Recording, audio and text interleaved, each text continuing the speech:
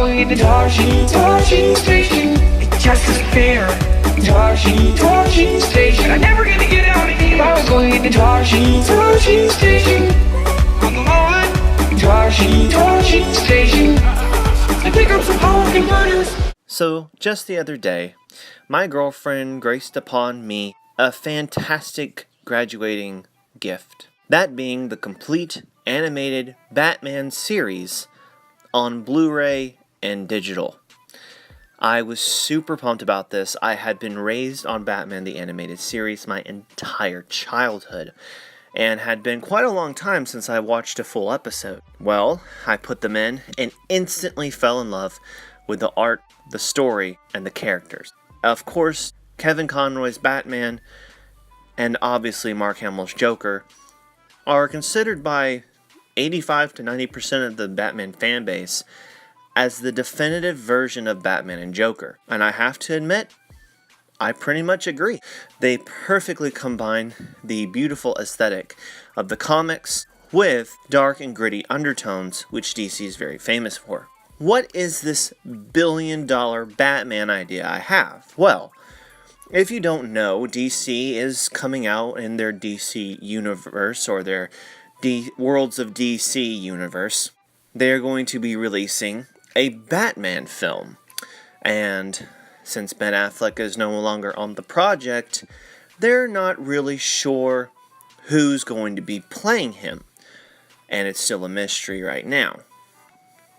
Warner Brothers. I know you guys have been going on a pretty bad trek ever since the Zack Snyder films, and the hype for DC has been pretty low. But with the success of Wonder Woman, Aquaman, and the generally good buzz around Shazam, it seems as though DC, Warner Brothers, you're on the right track. And we're very excited, at least I am, to see what else you have in store. Now, I don't know if the Batman film will be exactly in the same timeline of history that the Aquaman, Wonder Woman, and Shazam movies will be in. But seeing the potential of the Joker film being a film set in the past of Joker's rising up, wouldn't it be interesting of a Batman film that does the opposite? A film about old Batman, a older Bruce Wayne, and the things and the trials that he has to go through being an older person. Logan meets Batman. This would be, in my opinion, one of the greatest possibilities for a Batman film. And yes, it could be standalone. No, Batman does not have to die, but it could just be one movie where we get to see the Batman in a new way that we've never seen him before. An older Batman, an older Joker, an older Alfred, or maybe Alfred could already be dead. Maybe Batman has to deal with that. Who knows? Nonetheless, how would this make a billion-dollar Batman film? Simple and easy, ladies and gentlemen.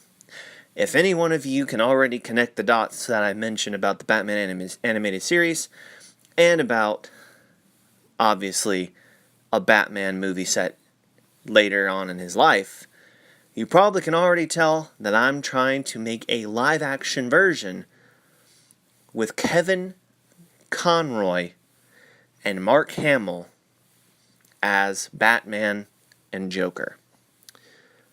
I don't know about you, but we need to at least see this once. It can be standalone. It doesn't have to have a series. It can just be one story, and that be it. And I can guarantee you the fans would flock to the cinema, excited to see the possibility of their favorite definitive Batman and Joker characters come to life on the big screen, as well as myself. DC, Warner Brothers. If you were to pull this off, and Kevin Conroy and Mark Hamill were to pull off great performances, which I'm sure they'd be able to, not only would you be giving such fan service like crazy, but on top of that, you would be making shit tons of money. On top of that, one thing that must be integral is the story.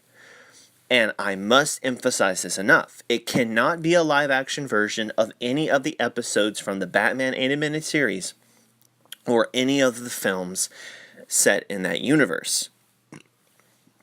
It must be an original Batman story. Now, what type of Batman story? I don't know. I couldn't know. I couldn't tell you if I wanted to. But it would have to be dark, gritty, emotional, and fantastic. I think that the way that they're making the Joker an artsy film flick would be a semi-good way to go about it.